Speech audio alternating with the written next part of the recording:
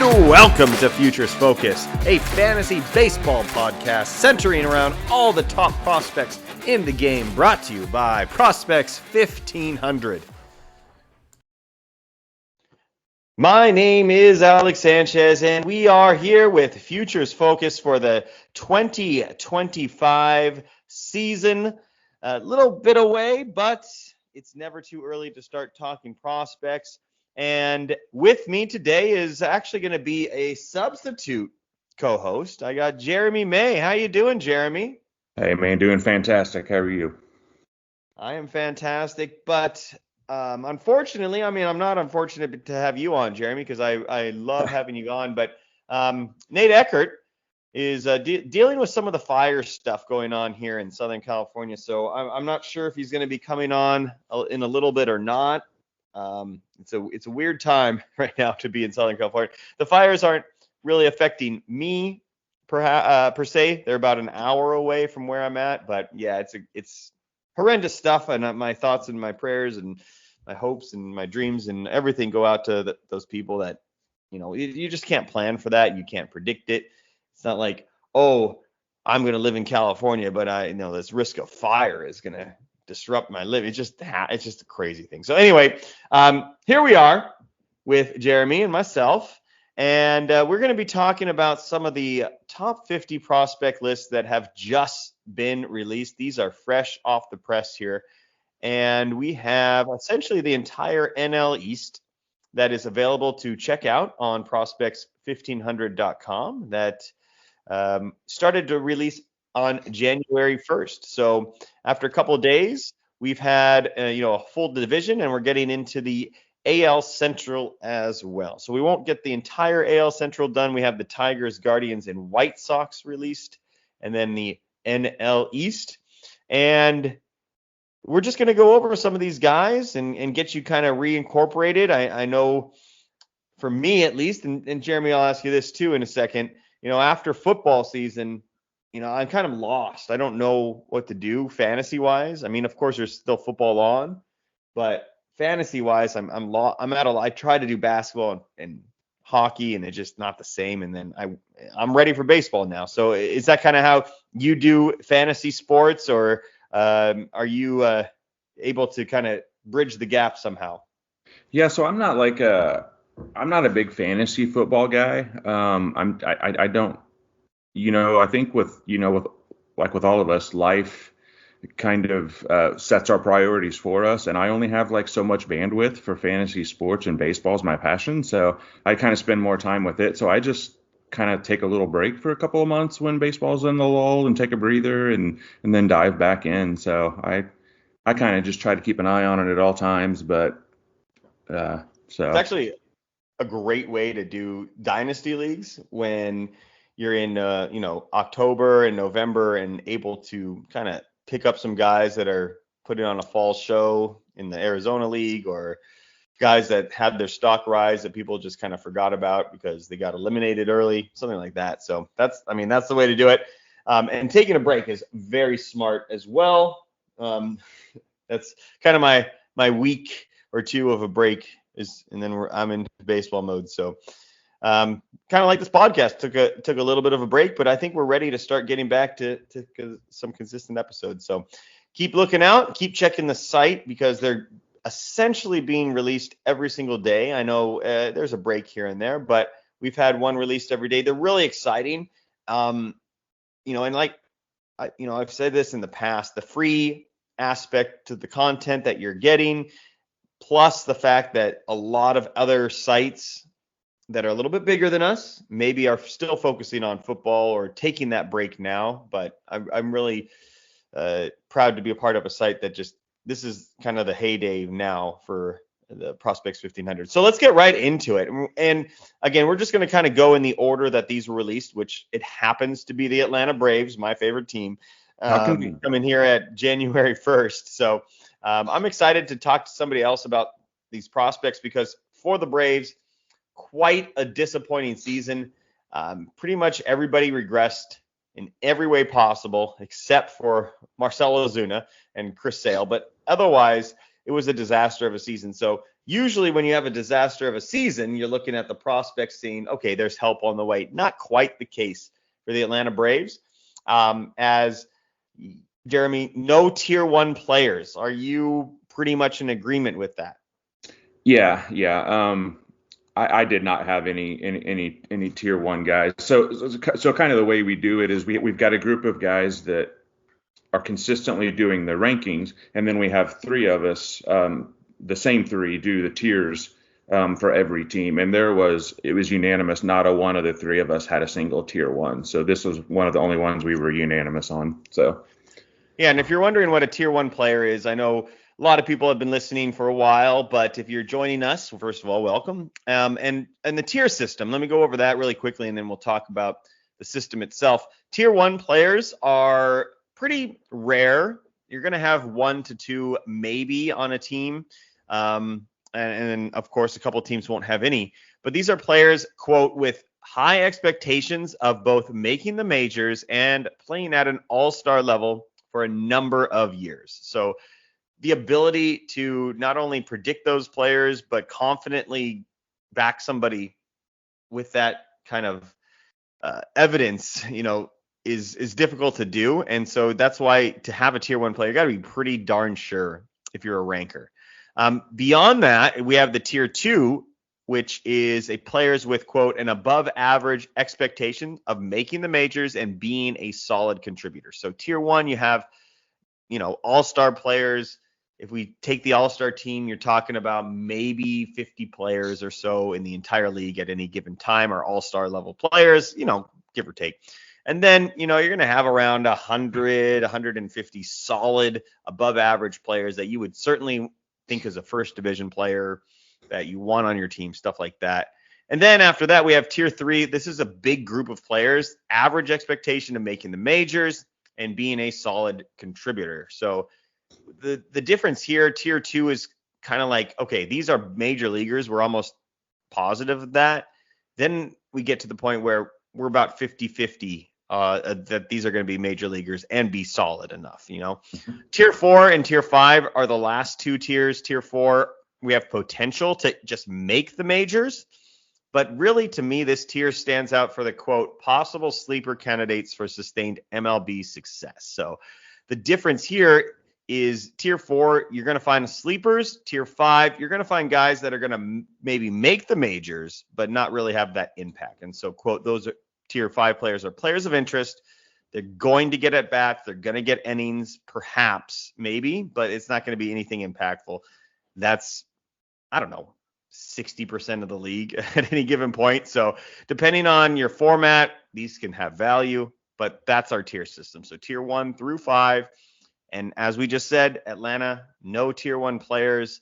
I can't say I disagree with that. When I look at the order that we have here, I don't see any future all-stars. Now, I do see the potential for future all-stars, but if you said, Alex, bet on one of these guys to make multiple all-star teams, it would be a crapshoot. I don't see anybody that I'd be willing to invest any sort of monetary value that would make multiple all-star teams. So in tier 2, we have AJ Smith-Shawver, Hurston Waldrop comes in at number 2, and Drake Baldwin, the catcher, coming in at number 3.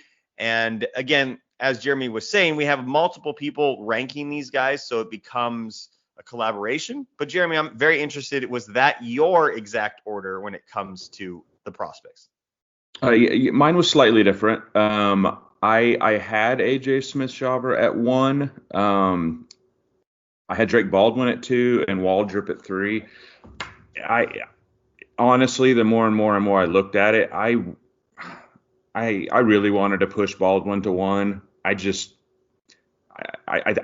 left it at 1 and 2, and then Waldrop down to 3. But I would not argue with anyone at all who had Baldwin ahead of the two arms, because it was so close for me.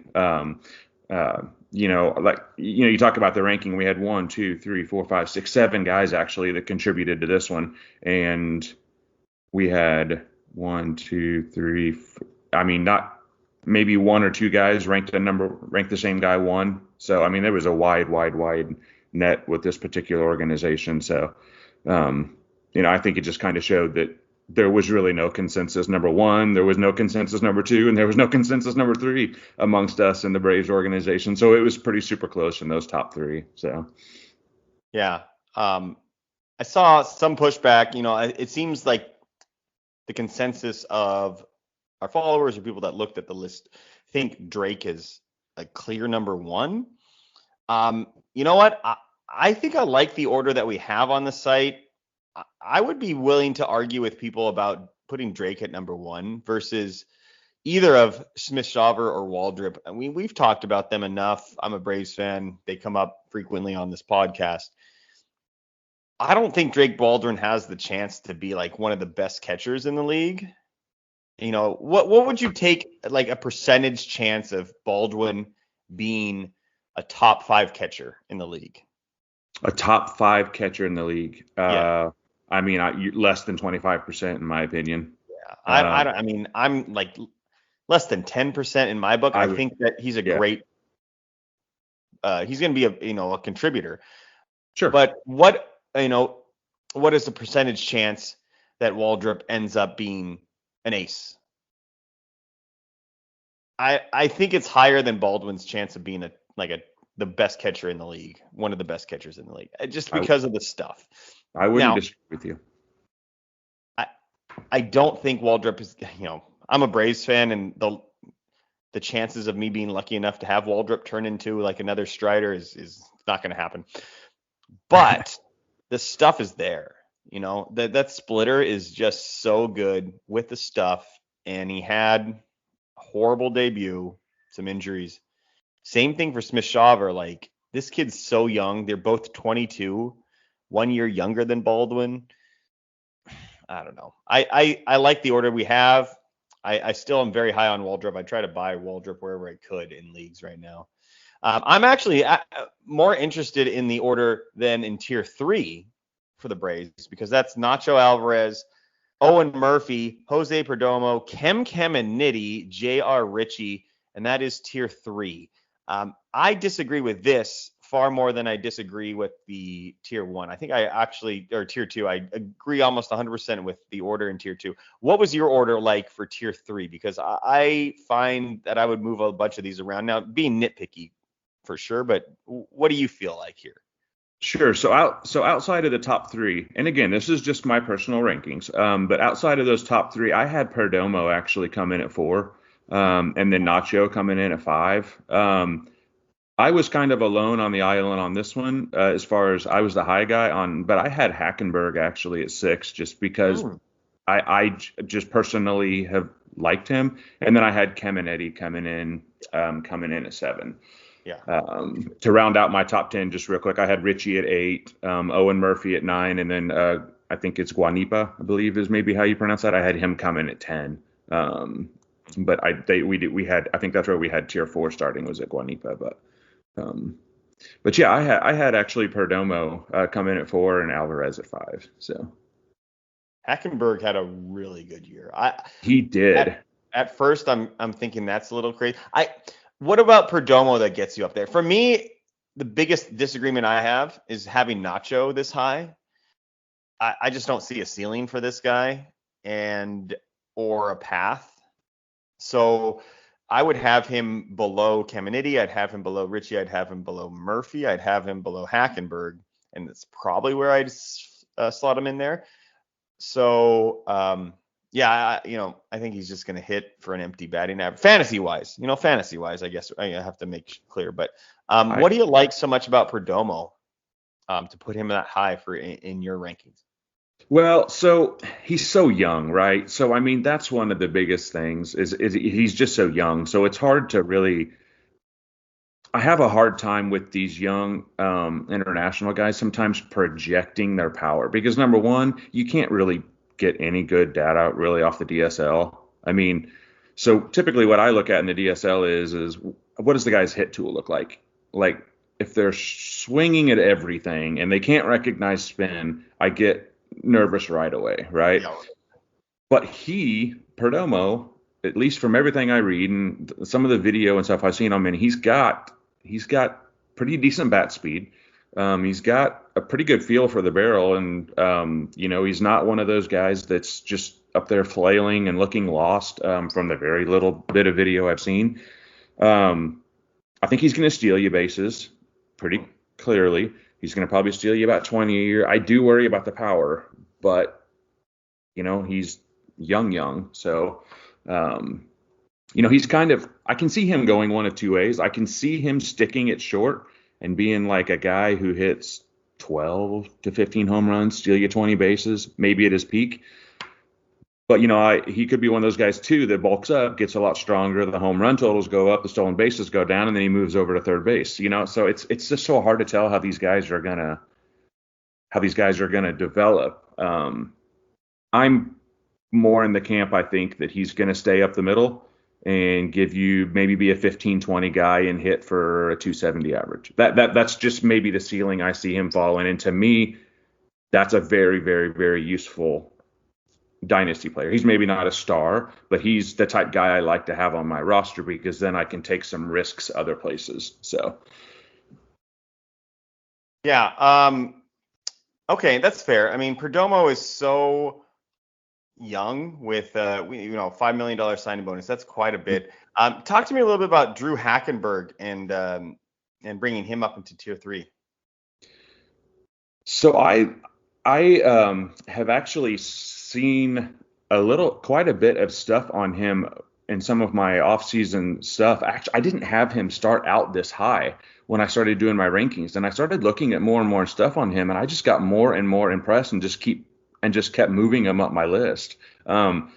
He's got a 4-pitch mix, so here's my thing. When I look at pitchers, right, I have a hard time with pitchers because I go into it with the bias that there's a better than 50% chance this guy's going to end up in the bullpen, and he's almost worthless to me unless he ends up at the back end of a bullpen, right? But I look at a guy like this, and he's got a 4-pitch mix, which means he can get both-sided hitters out. He has a better chance of getting both-sided hitters out. If one of those 4 pitches isn't on that day, he's got a fallback pitch. So that excites me. His cutter is pretty decent. He's got a nice slider. Some of the stuff I was read said his fastball was touching 96 last season, which that seemed like a velocity jump from what I had at least had in my mind about him. So, like I said, just the more I dug in, I just kept getting more and more intrigued, and I'm like, hey, this could be a guy that if he improves his control, could be a mid-rotation pitcher, and that could be a little more exciting than what I previously had him, I guess, in my head, 100% agree. I'm very excited to see what he can do this year. Now, this system isn't worth talking a ton about, even though I am a Braves fan. There's maybe a couple names that are interesting down low, but if I'm being honest, I just don't see much down there that I would be worried about in Dynasty. Is there anybody that stands out to you that you're really excited to see maybe make a jump, a guy that maybe you can pick up for the cheap right now that you have a high hopes for moving forward? Yeah, so I'll mention a couple things real quick. One, and this is definitely not down on the list, but it might be a buying opportunity. J.R. Ritchie. I am actually very impressed by him. These Tommy John surgery guys are tough for me, but it's also a buying opportunity, I think, sometimes because a guy goes down to TJ and you have to make tough roster decisions. Sometimes those are the guys you get dropped. If J.R. Ritchie is out there, I would really strongly consider him. He came back last season through 42 and a change innings. They always say that control is one of the last things to come back. He only walked 12 batters in those 42 innings last year. His fastball was sitting like 92, 94. So, he would be somebody I would really, really watch because I like Ritchie. But if you want to go deeper down on the list, John Gill, I think Gil, I would pronounce it Gill, maybe. I kind of like him. I was by far the high man on him. He came in at 24 on our rankings, and I had him at 14. I just like him a lot. I think he's got great speed. He has the potential to, maybe add and get up to about average power. I think he'll stick at shortstop. He's, from all the reports, he's a heck of a defender. He definitely needs to get stronger, but I mean, he was an 18-year-old in single A this year, so he's got time. but he would be somebody that depending on the size of your dynasty league, I would maybe get him on your radar maybe. Yeah. Fair enough. Let's go ahead and move on to the Miami Marlins. And they are a team that has improved. There's no doubt. There's some interesting names here. A lot of a couple of Padres guys on here that came on over, a couple of Yankee guys. So midseason trades have certainly brightened the storm here for the Marlins. Don't forget, by the way, I think a lot of people forget. They wonder, what are the Marlins doing? They're crazy. They don't care about baseball. But this is a team that does have Sandy Alcantara and Yuri Perez coming back. Like, that's pretty good. So with that in mind, with some of these pitching prospects we're bound to talk about, the Marlins aren't in that bad of a spot. Like, they're still the Marlins for sure, but this team is getting to where it wants to be. Unfortunately, that does not mean any tier 1 players. And but the tier 2 is a pretty solid grouping of names here with 5 players, starting with Thomas White, the freakishly tall, crazy 20-year-old left-handed pitcher. Slots in at number 1. Noble Meyer at number 2. Agustin Ramirez, the Yankee prize in the Chisholm trade. At number 3, Robbie Snelling over there from the Padres. And then Starlin Caba at 19 years old, a shortstop, coming in at number 5. And that rounds out tier 2. This seems about as chalk as you could get when it comes to the Marlins. I don't see anything too wild here, but do you disagree with the ranking that we had as a collaboration? No, not much at all. I think I had like very, very minimal. We're talking one spot up or down, but no, pretty much with what you went with. I agree. I had Thomas Meyer 1, or Thomas White 1, Noble Meyer 2, which last year I think I had those 2 flipped coming out of the draft and coming out of who was hyped more, but after watching them for a season, I ended up flipping them. So no, I agree with that. And I did agree with no tier 1s. We were, the 3 of us were unanimous on this one as well. Yeah, I agree. I really like Thomas White, a guy that maybe we haven't talked about enough. He's kind of was like that sleeper guy to take a look at in your dynasty leagues for a long time, and now it's too late. He's no longer a sleeper. He's probably going to be owned in most competitive dynasty leagues. But 20 years old, 6'5", left-handed. Now he is still very much in the lower minors, and you have to keep that in mind. And I think that's what keeps him from being in the tier 1. This is a guy that I would have loved to see get up to, like, force his way up to AA. He definitely didn't force his way up to AA. Well, number 1, he didn't get to AA, but he didn't like really make it a choice that was difficult for the Marlins. K rate's not amazing, but still 20 years old. This guy, pretty solid amount. Where do you think he would rank when it comes to like a top 100 list for you?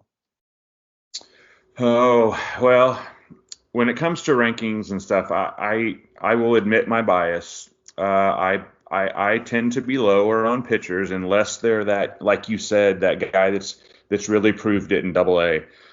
So for me, Thomas, I'm probably going to be lower on Thomas White and have him.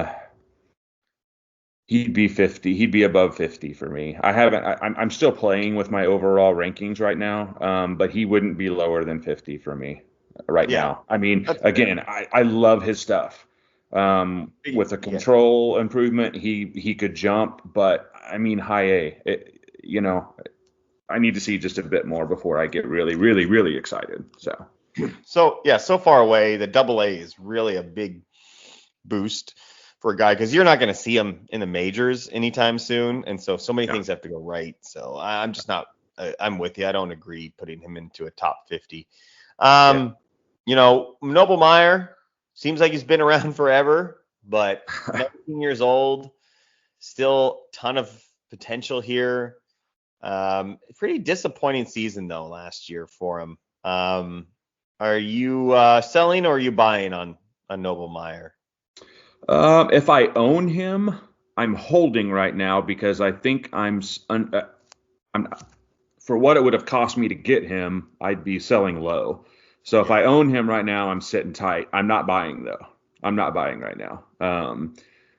If you're in a saves and hold league, I would definitely hold because I honestly could see. I mean, I could see him in the future going to the back end of a bullpen and letting that fastball eat and ride up into the higher 90s and be a save and hold guy. But I would not be buying right now, but I wouldn't be looking to sell because, like I said, I think you lose a little bit of value if you sell right now. Yeah. He does scream reliever. Like, Yes, the longer I'm doing this, the more I'm really realizing that you could essentially just call 10 to 15 pitchers starters and everybody else a reliever, and your success rate would be really good. Very true. Just call everybody a reliever, especially guys with control issues that have great stuff. Like, yep. And 60% of them are going to have Tommy John surgery at some point during their development process. Yes. Augustin Ramirez, a guy I'm willing to probably put ahead of Noble Meyer if we're nitpicking. What do you think about him?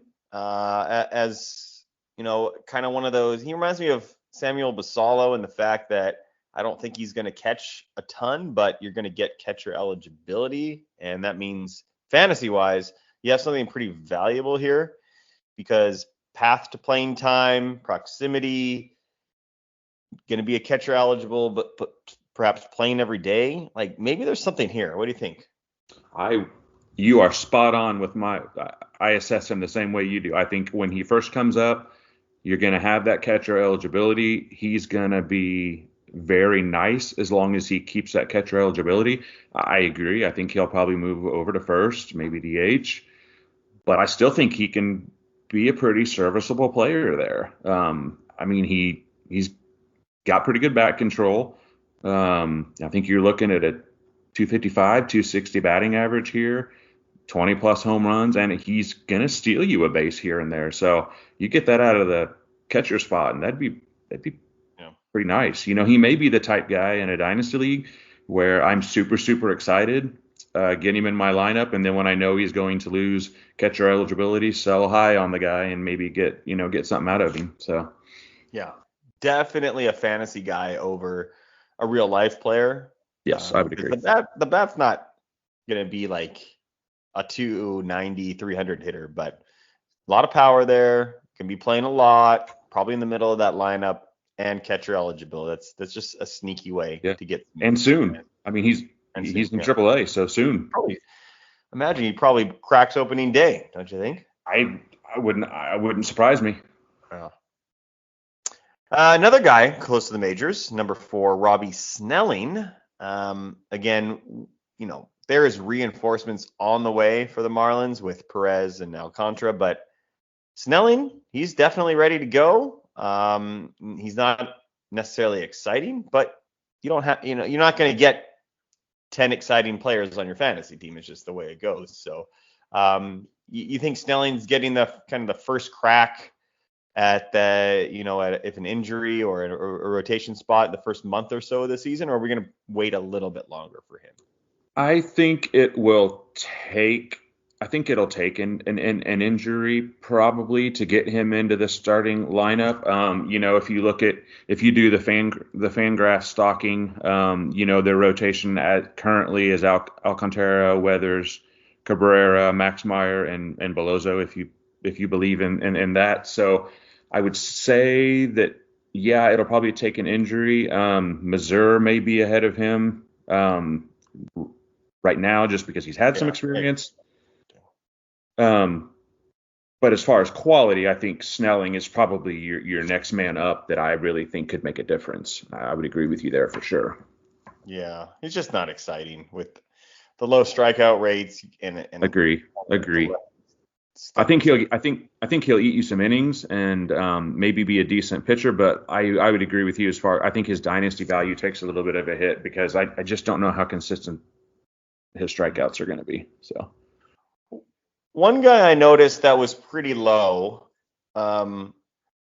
was catcher Joe Mack, and we just talked about how Augustin Ramirez is a catcher in quotation marks.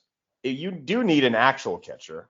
And, that's kind of, to me, Joe Mack. And he had one home run less than Ramirez last year. He had 24, Ramirez at 25.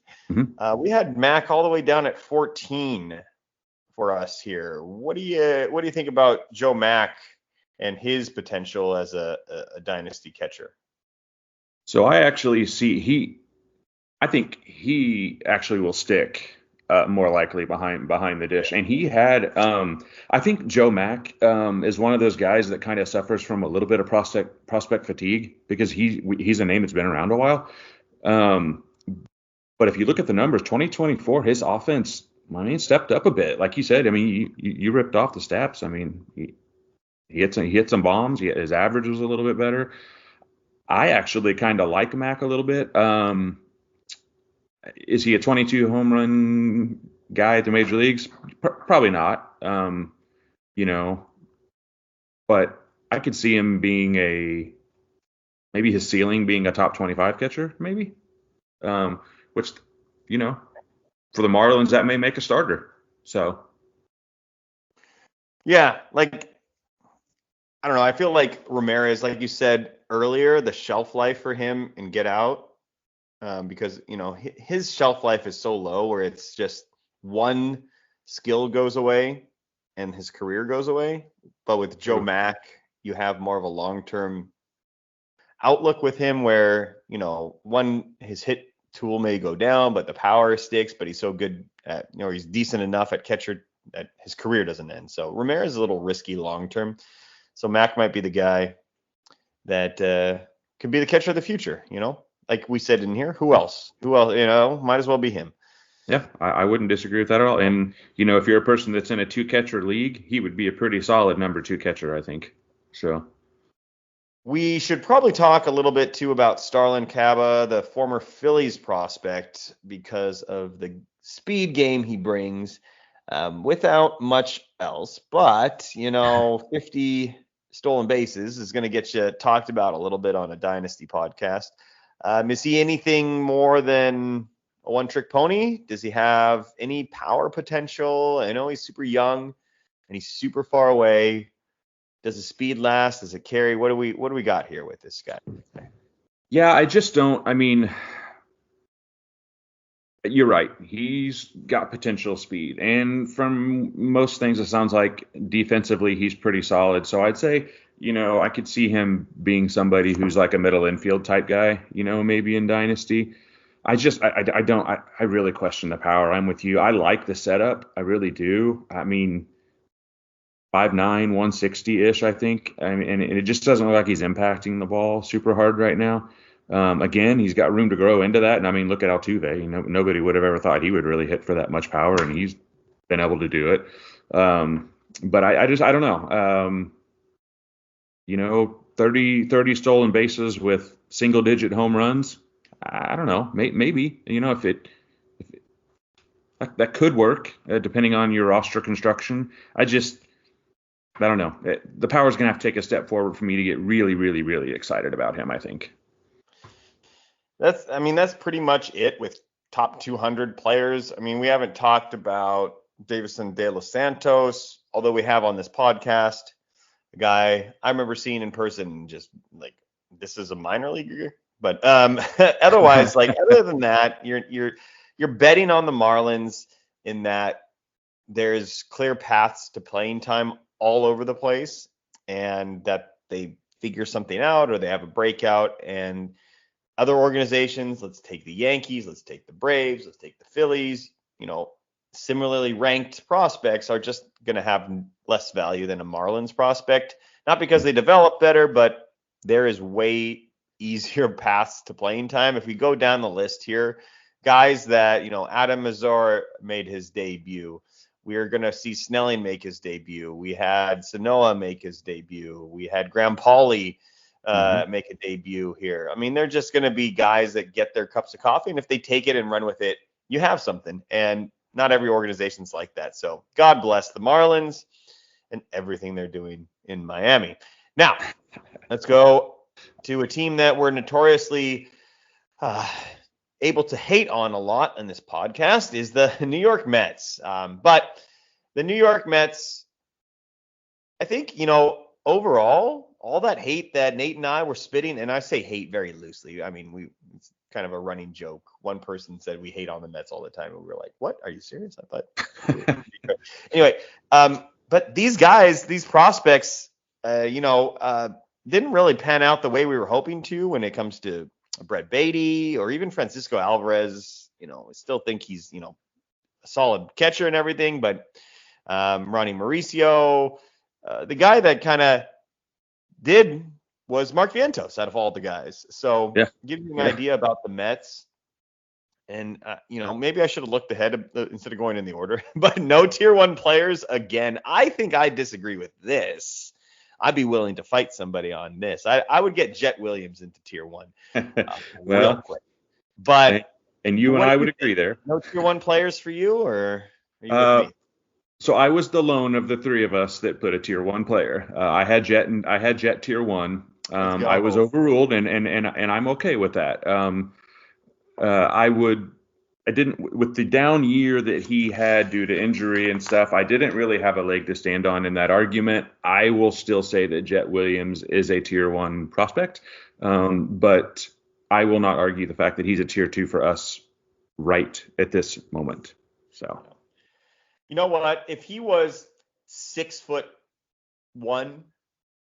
with the same skill set and had the injury, I think he might have been able to convince people to put him in tier 1. But the 5'6" craziness, relying on all of this, plus the injury that took place, I think gets people to sour on him. I think it's wrong. I don't think that matters, but I think that's the reason why people are down on Jet, is they're like, well, this guy he's not a big leaguer. And most of the time, if you say that about these extremely short guys with this skill set, you're right. But every once in a while, you're not. And that's where I think Jet Williams fits in for me. Like, I understand what you're saying, and that, well, not what you were saying, you agree with me, but what, kind of the consensus is about this guy is like, hey, just wait. You don't have to go crazy on him. He's still really far away it's not that far away. He's got development to do, but I mean, he's not super far away. He still made it to triple A with all these injuries. Mm-hmm. And we're talking about a guy that's going to steal 35, 40 bases for, 10 years for you if things go even basically according to plan. Yeah. I don't know.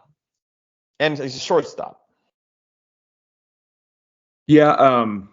I have him as like a top 30 prospect. I just love this guy. Yes, I do too.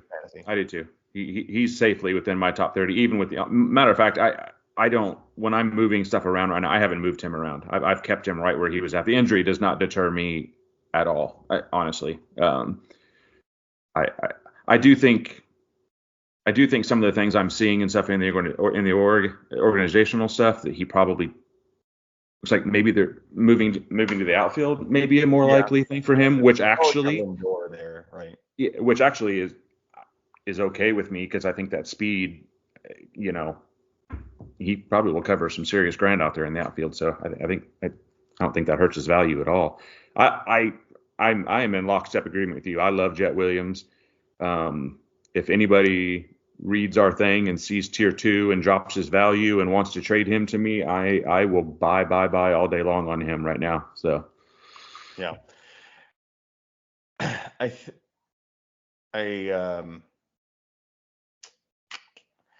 he had a pretty, I'm just hesitating a little bit because I took his double A was pretty bad when he wasn't, but he could have been hurt. I don't know. Yeah, let's move on. Jet Williams, a guy that he at worst, he's a fringe tier 1, tier 2 player, a guy that is a great buy low candidate. So these other guys, they're they're not too far off from being tier 1 players. I hate to say it, but like, you could kind of squint your eyes really hard and make a case for Brandon Sprott, Acuna, Mauricio, maybe even Drew Gilbert, if you truly believe. Like, these guys are pretty close to tier 1. This is a pretty darn good system. The top of the Mets system is the best it's been in a few years, in my personal opinion. They've got something going here. I think Brandon Sprout, I like him a lot. I said I was the lone person that had a tier 1 in Jet Williams. Sprout was close for me to really want to push that button. But I don't have him in my top 30, so I just couldn't put him into a tier 1 category. But I like Brandon Sprout a lot. So I would have as many shares of him in Dynasty as I could as well. I like him a lot. So I think he's got the ceiling of a top rotation starter. He's 24 years old, AAA. Mm-hmm. There is definitely some paths to the rotation. Granted, the Mets kind of don't sign anybody moving forward.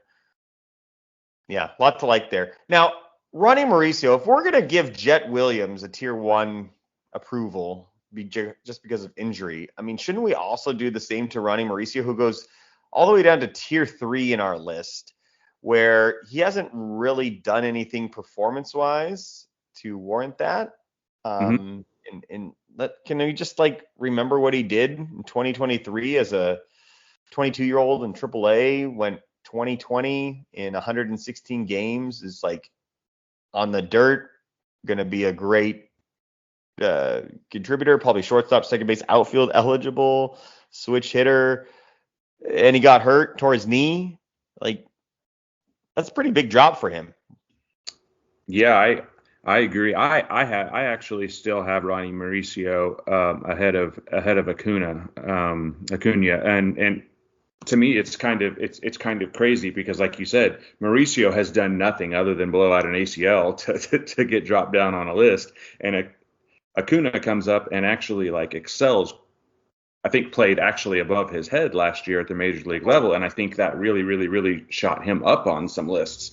But I agree with you. I don't think you can ding Mauricio for something that was kind of, out of his control. I still see a 2020 player here.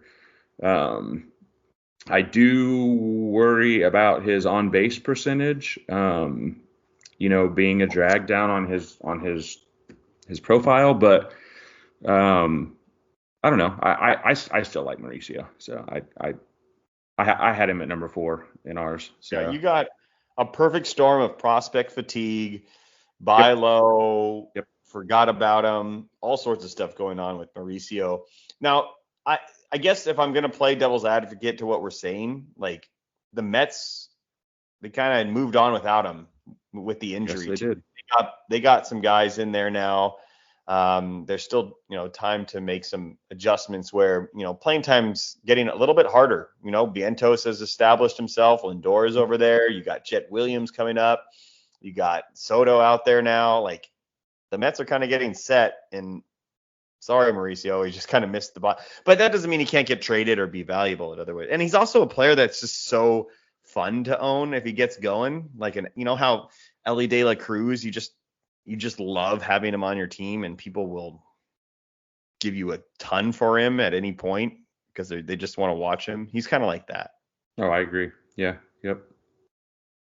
So we've talked about Drew Gilbert a bunch. We've talked about Acuna a bunch. People, got to see a nice taste of Acuna. Drew Gilbert's on the way. Both nice prospects. They're probably valued where they should be right now. They are what they are. Ryan Clifford's interesting, kind of a guy I've kind of forgot about. Is he kind of just, did I forget about him because he's just kind of this first base guy like Manzardo or Isaac Xavier, where I'm just okay, there's a first base prospect. What do I care? Or is there something more to him that we might be able to tap into? No, I'm in the same boat as you. I think I kind of, he falls into that 3 true outcome kind of guy, that corner infielder who's either going to walk, strike out, or hit a bomb, right? And there's just a lot of risk in that for me. It's just not typically a profile that I love to have a lot in my dynasty league. So, he does kind of get overlooked by default, I think. So, yeah, I would agree with you. I mean, he could be a decent Major League Baseball player. it's just not a profile I tend to invest a lot in. So, He's like Adam LaRoche, where you're just like, oh, okay, that's a good comp actually. he is what he is. Yeah, I'm gonna get 25 homers and 260 at my first yeah, baseman. Like, whatever. right. Okay, a couple of guys that, based on the industry that I'm seeing are different than our list. I think that's always interesting. Nolan McLean is a guy that you're going to probably see higher in a lot of publications, besides ours. Not that you should look at all of them. We had him in tier 4 where he doesn't even get a write-up, and because in our tier 4 and tier 5, only a handful of players get a sentence. And so McLean didn't even get a write-up. I think that's interesting. This is a two-way player that gave up the hitting last year. He was kind of one of the few players that actually had a chance to maybe come up as a two-way player. But that's gone now, and so now we have just the hitting. But I don't know. I see people really high on him, and they assume that with the hitting gone now, you're getting that mid to high 90s fastball. You're getting one of the nastiest sliders there are. Sure, the stats aren't great, but this is a guy that tier 4 seems pretty different than a lot of people. What do you think about Nolan McLean? So I think it's going to be very interesting. It's going to be a very interesting 2025 for Nolan McLean because I think you hit the nail on the head. These two-way players that come out of college and stuff, it's very interesting to watch their development because if they do pick one lane and go to that lane, those guys intrigue me because you typically see a jump somewhere, right? So like, they're not splitting their time working on both. Now they're focusing their craft more on one side and you see a jump. And I think you could see that jump this year because, right now he's mainly a two-pitch pitcher, but if the command takes a tick up, if his cutter gets a little bit better, he would be one I would watch to rise this year. Because again, like you said, he's focusing full time on pitching now, and he's probably gotten in the lab and changed some pitch shape and changed a little bit, and I could see him making a jump. So that's a very interesting name that you pull out of this list. I think that's a good call right there. Yeah. Okay, let's go ahead and move on. It looks like today we can get through the NL East. We'll wait for the AL Central to finish, and maybe pop in back in a week or two and check those out. But let's go ahead and move on to the Phillies. I don't follow the Phillies a lot. I'll be honest with you. As a Braves fan, they disgust me in a lot of different ways. So I pulled up this list and I'm like, they're not going to have any tier 1 players. They're the Phillies. They're all up at the big leagues. And you're telling me that they got Andrew Painter and Aiden Miller. Not Painter, sure. If we're going to jump on just because he was injured wagon with Williams and Mauricio, we probably got to do it for Painter. But you're telling me Aiden Miller has raised his stock enough to be a tier 1 player as well? So I like Aiden Miller. So I will defend him. I'll be his defender. I actually really do like Aiden Miller a lot. He does come with some contact risk, which I think. Well, he's already in AA, right? So I think AAA, and then maybe whenever it is that he does make his debut, the more advanced pitchers could find those holes in his swing. But I like Aiden Miller a lot. I think there's potential. Now, do I see an every year all-star in him? Maybe not. But I think, it wouldn't surprise me to see him as a full-time regular and making a couple of all-star games. I like him. I actually had him at number 1 over Painter. So what am I getting from Miller that's so appealing? Is he one of those, because he's a shortstop and he goes 15-15, that we're excited about him, or does he have this carrying tool where I'm like, okay, that's what I'm buying into? Yeah, so I don't think, as of right now, I don't think he has that one massive carrying tool. I think he's more of one of those guys that he does a lot of things above average, right? As he gets stronger, could he potentially pop 25 bombs? Maybe. I probably see more 20 as his peak with, maybe a 2015, 2020 guy that's but I think he's going to get on base. I think he's going to, hit around Yeah. 270 on base, maybe 340, 350. So, you know, I think he'll move to the outfield, honestly. But Yeah. That's not exciting. that makes it less Yeah, exciting. I see that the walk and strikeout rates are really solid. Yes. The average, maybe it's just a small sample size. Okay, fair enough. Hey, he's got to stay on short for me to be in. If you're telling me he's moving off, I'm moving off him. He becomes like a Sal Frelick guy for me. We're like, okay, it's fine. Andrew Painter. Okay, I mean, if Aiden Miller, I liked. I just didn't see.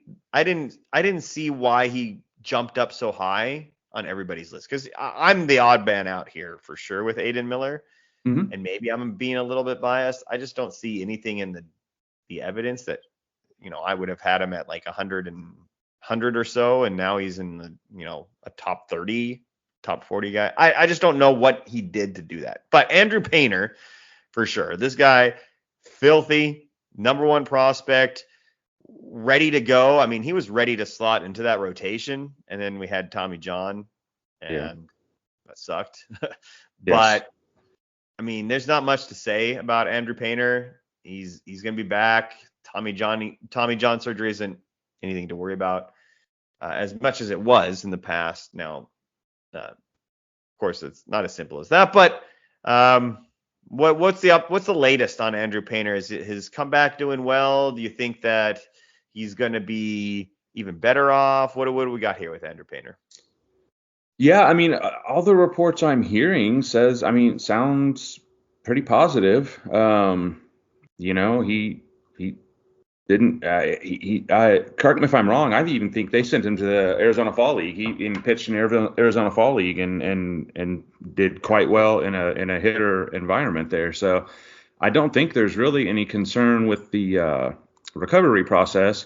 I see the Phillies. I hope I see the Phillies not rush him. I mean, gosh, their rotation is stacked right now, right? So they don't have to force him right in there. He'll probably be on an innings limit. So I don't. I would like maybe for the Phillies to give him a little time still to kind of come back a little bit more and maybe see him in the second half, maybe even bring him into the bullpen towards the end of the year or something, just to allow his arm to recover a little bit more. Injuries may force their hand. I don't know, but um, I Well, think I think Painter's is going to be a stud though. So Dombrowski said, and just this little blurb, that he won't pitch in the majors until July-ish. okay, well there you go. But again, you're not buying Painter just because you think he's going to be in the big leagues soon. You're buying because this is maybe the best pitching prospect in the game right now, talent-wise. This guy is phenomenal. Easy top Luckily, three, yeah. luckily for me as a Braves fan, the gap between those two guys and everyone else in the system is pretty stark. There is a big jump when you go from Painter and Miller, who are far away. Painter's close, but Miller's still quite a ways away. But although if Nate were here, he would be telling us that Justin Crawford's probably in the tier 1 as well. So I know there's some Justin Crawford guys, but I mean, what a gap. I mean, is there another system that has a gap like this where the top two guys are awesome and then after that it's just nobody? I yeah, I I'll be honest. I had a hard time ranking. I had a hard time ranking like 4 through about 13 in this one. Like I just kept moving them around, and I would argue with myself and move somebody up, and then I'd be like, well, no, this guy. There's just a yeah. I agree with you. Um, I think it's a clear 1 and 2, and then it's a clear 3 for me, and then it becomes muddy. So I yes, I agree with you. So Crawford's the 3 for you? Yeah. Crawford's a 30 for me. I like him. Again, I mean, gosh, how many times do we say this? He needs to get stronger, right? I mean, I think he's gonna hit. He's gonna be a phenomenal center fielder potentially, 80 grade speed potentially. But man, if he doesn't impact the ball more, I mean, he's a fourth outfielder. So, Yeah. but Yeah, yeah, I mean, this list you could have Dante Nori as a guy that's in tier 4, and you can have a Yeah. guy that's in tier 4, like I know Rakonis been popular. I'm not sure if it's Chase or Chase, but Moises Chase has been Chaucer, yeah, kind of yeah, yeah. a hot name. What was the pronunciation? I've always said Chaucer, but Chase. I don't I'm You'd think not there'd be an accent mark. He has an accent mark on his first name, and but it's he Chase. doesn't. Yeah, you're right. You're right. There is not one on the last name. So I'll have to talk to him about that. But he's interesting. he is. So like you can't really get too angry about any of this order. It's just kind of semantics at this point. Is there anybody that you had personally a lot higher that you just kind of believe in, or is it just however you're feeling that day? No, no. Well, you're exactly right. Like I said, I mean, this was one of the hardest ones for me to rank. I just kept moving guys around all over the place. So I can't really plant a flag on anybody.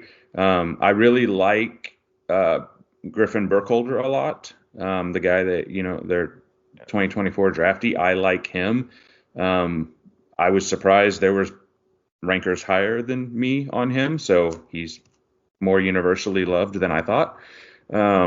But now, I mean, it's all kind of I agree with you. It's muddy.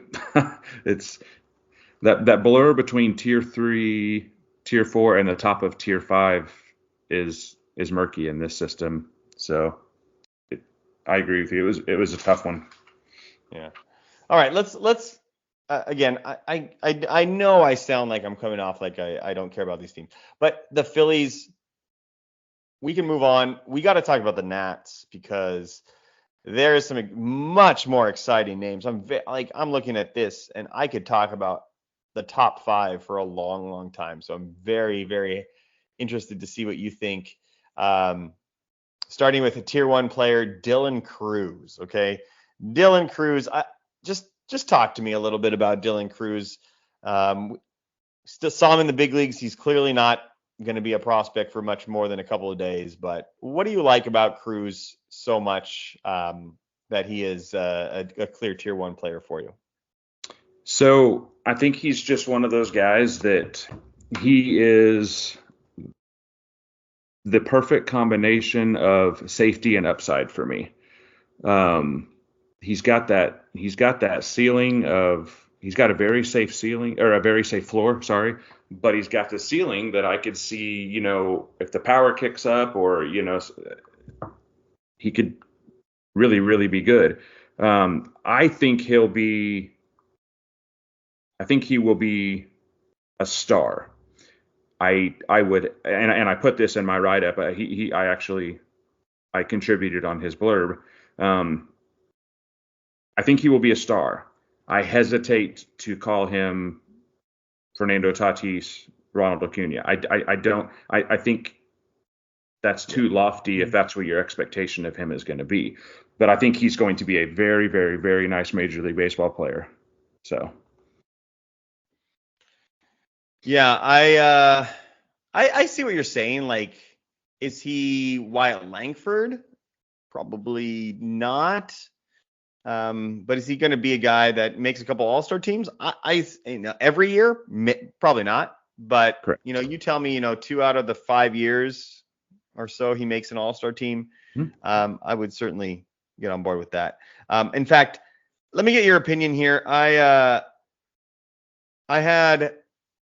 I'm in the dynasty for the Highlander Dynasty Invitational here, and we had our first pick, and I'm not sure how the league works, but essentially you get basically one really good draft pick after people keep 6 or so players. So I had the choice between Walker Jenkins and Dylan Cruz, and I took Cruz. What do you think about that? I would have done the same thing for sure. All right. Safely. You good decision. All right, fair enough. That was just the personal. I just needed that personal thing because I do like Jenkins a lot too. But okay, so let's talk about the rest of these Nats. Okay, so we have after Cruz, who is by himself in tier 1, we're gonna have Brady House, who comeback kid in a sense, has re-upped his value very nicely. Could possibly even start for the Nats opening day.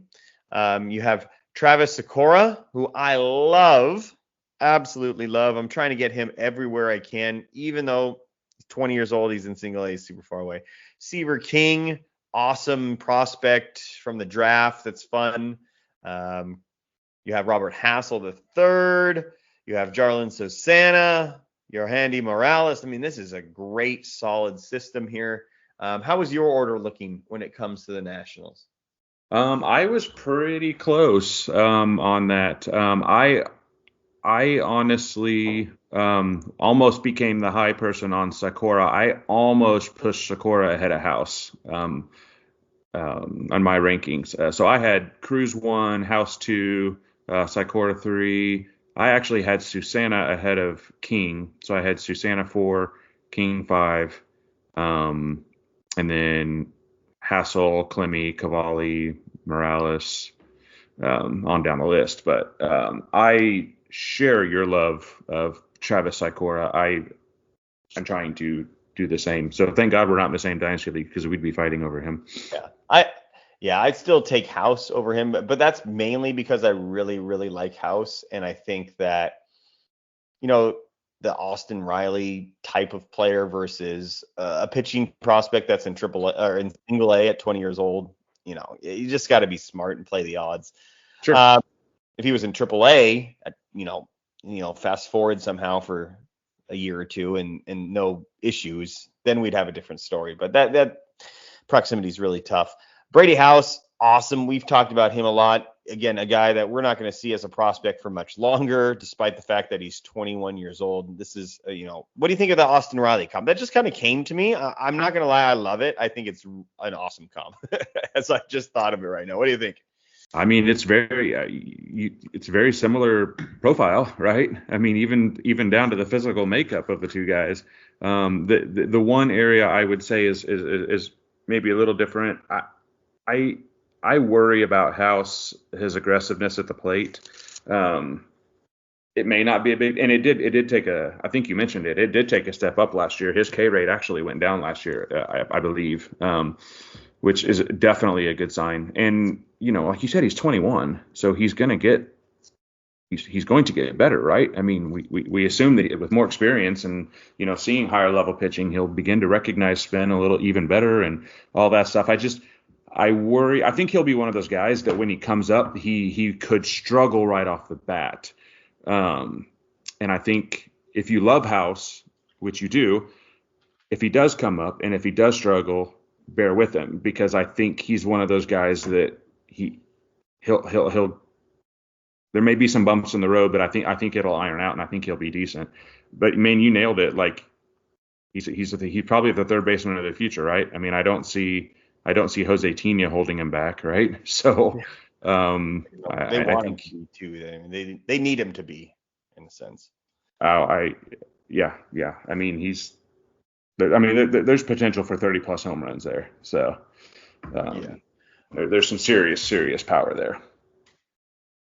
So I was just curious. I'm gonna look up Austin Riley as a comp, because he also kind of went through the same progression that House is going through, in that he'd struggle and figure it out, struggle and figure it out, struggle and figure it out. And you're kind of saying like you almost expect him to struggle at the beginning, which is what Austin did. What the difference though with Austin is the patience, right? So I'm just I have to go to like 5 different ways to get to the minors. Okay, so in the minors, the walk rate was always pretty good.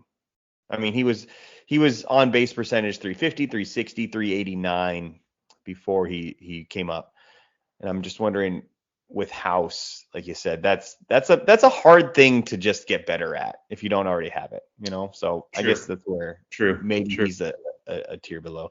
Yeah, I'm glad to hear Sakura is a fellow has a fellow fan in yours. Jarlin Susana, a guy I'm rooting for. Don't get me wrong. I would love to see this guy reach his potential, because essentially it's Paul Skeens' potential in terms of if he were to harness everything. Right. what are the chances that we see it as extremely low? He's also taking like a long time to develop. Because I've been talking about Susanna now for 2 years, and he's in high A. So, Yeah. anything to He's add that maybe a little different? I see like I guess I'm looking at some other lists here. He is kind of rising up some ranks here. Um, but God, why is he risen up so much for you? Because you're starting to call your shot still with him. That's how young he is and far away. So did something get to you that you're like, okay, this guy is legitimate, top 100 type of guy? I think it's just the potential that's there. He's an impressive talent. Like you said, I mean, goodness gracious, some of the reports have him pushing that fastball up to 102. Now I don't know, I've not seen it for myself, but I've heard reports. I mean, gosh, that puts puts your floor of a back end bullpen guy, right? I mean, so that's pretty nice. But right now he's really only a fastball curveball guy, so he's got to get a third pitch if he's gonna um, pitch in the rotation. But again, I just think there's some potential for high upside there. But with that potential for high upside, there's the risk that he never makes it out of AAA because he can't throw enough strikes. So You would um, think that a guy like Susanna for the last 2 years, even if he walked everybody, would have still pretty absurd numbers with that stuff. I mean, I don't understand. He sits 98, 99, right? yeah, It's not like he touches correct, that. correct. And we're talking about guys that are in teenagers going to be out of the league in a year. And this guy can't get a sub 4 ERA in the last 2 years. How is that possible? Yeah, I don't.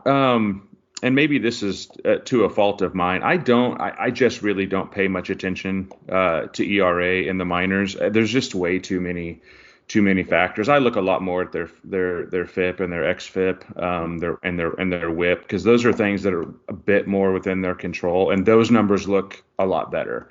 They do. Yeah, you're right. Good point. The But strikeout rate's incredible. So that's the strikeout rate, I mean, he's what I think last year, I think off the top of my head, it was like 35% walk rate or something last year. But I mean, he's walking at 10% too. So that, the control is not quite there yet. But I'm telling you, if the control gets there, and if he has even an average third pitch, yeah. So oh man, it's nasty stuff. or he becomes the right-handed Aroldis Chapman, and you're getting There you go. 35 saves for the next 15 years from him. But I would take that too. I would be okay with that. You got to get that. You got to invest in that too early. I mean, you're right. That's a great point. Like worst case scenario, like a guy, unless injuries hit, this guys that sit 99 and 100 will find a place on a team somewhere. Yes, typically they will. I mean, very rarely are they not.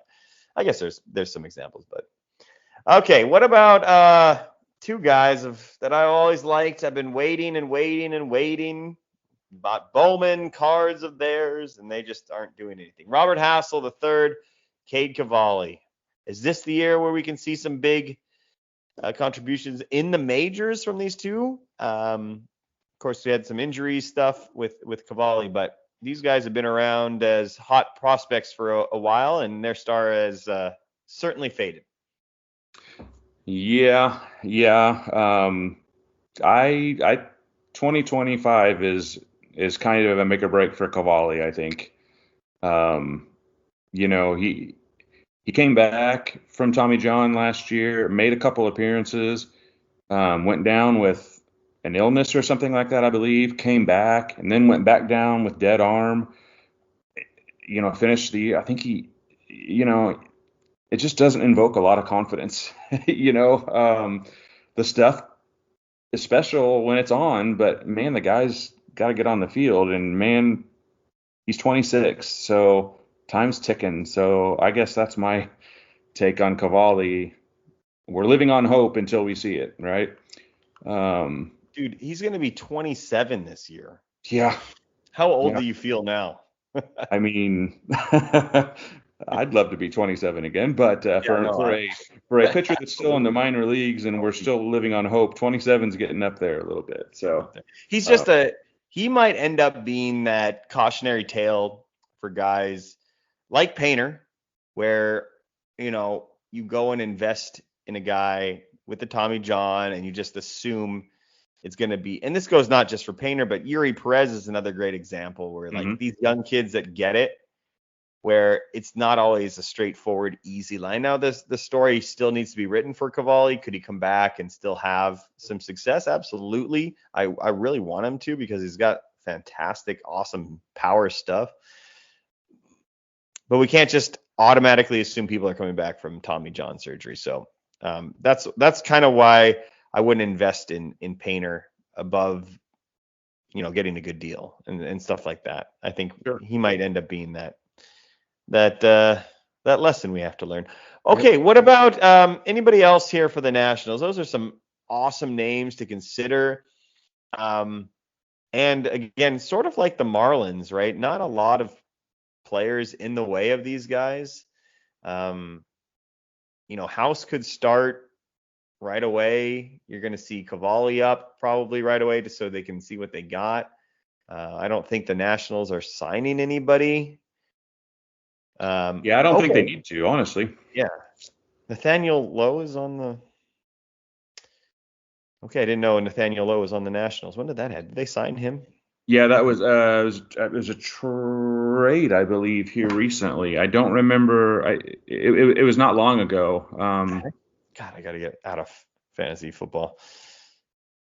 Yeah, Robert Garcia. Yeah, December 22nd. How did I miss yeah. that?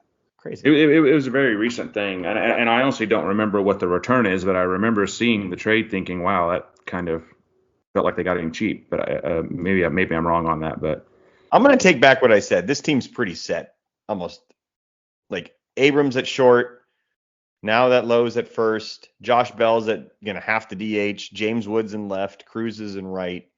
Ruiz is at catcher. Luis Garcia's at second. So you have like third base and center field if you don't believe in Jacob Young. It's not quite like the Marlins. But. no, I think I if I'm a Nationals fan, I'm actually pretty Yeah. excited. The Josh Bell signing was a bummer for me from Yeah. a prospect fan because we're sitting here talking about Brady House, and then you see them sign Josh Bell, and it's like, well, okay, there's one less opportunity for some at bats. So that kind of didn't really love that one. But I don't know. I can guarantee you he hits a walk-off against the Braves at some point in his career. Just Now I like the also on the team. yeah, Interesting. I like Go what the Nats. Nats are doing. I guess it's the pitching, right? That's how you get here. We got Mike Soroka as the fifth starter. Yeah, Mitchell yeah, and I've Parker, heard DJ some. Hers, Jake Irvin. If you're a pitcher, so that's Sikora, that's Susanna, that's Cavalli. Okay, there it is. We figured it out. Yep, that's the way. Get in there with the arms for sure. All right, Jeremy. I think we're gonna wrap it up there. We got the NL East done. Long episode, but I think these ones are worth going over and talking about the guys that have gone up and gone down, so you don't make an early mistake because there is still time to kind of pounce right now. People are going to be coming back to their dynasty leagues and saying, okay, what do I have? Who do I like? Who do I don't? What do I want? Have some trade offers ready to go. Get, there's some leagues, like if you're still playing in CBS, like they'll just get added at some point here, all these guys into the player pool, and you'll just be able to get them. Be aware of that. And so know some of these names as they go.